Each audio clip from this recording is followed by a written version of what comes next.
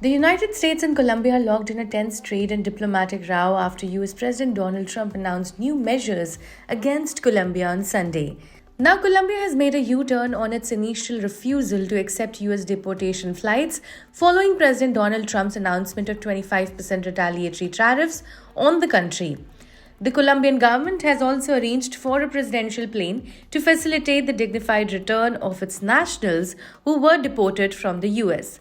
So, what exactly happened between US and Colombia? Let's find out. Trump imposed 25% tariffs on all Colombian goods entering the US, which will rise to 50% in 1 week. He also implemented travel bans and revoked visas for Colombian government officials and their families. These actions came after Colombia refused to allow 2 US military planes carrying deported Colombian migrants to land. Trump called Colombia's decision a violation of its legal obligations, saying on his platform Truth Social, and I quote, "These measures are just the beginning. We will not allow the Colombian government to violate its obligations or jeopardize our security."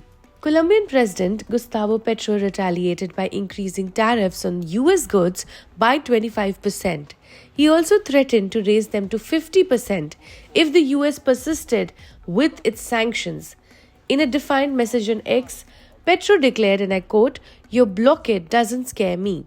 Petro criticized the treatment of migrants deported by the US, stating, and I quote, "A migrant is not a criminal and must be treated with the dignity a human being deserves."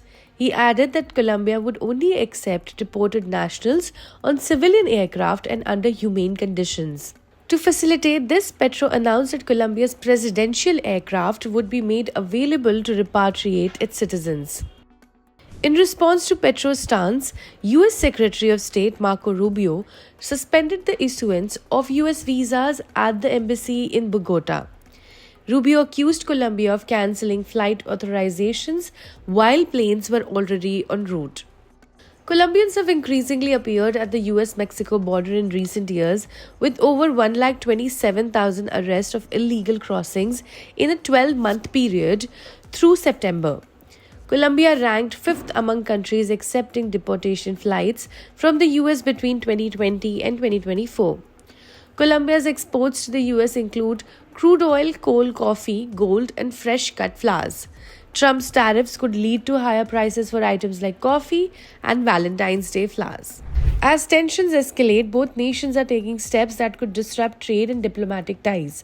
Colombia has proposed further retaliatory measures, while Trump vowed to take additional steps if necessary.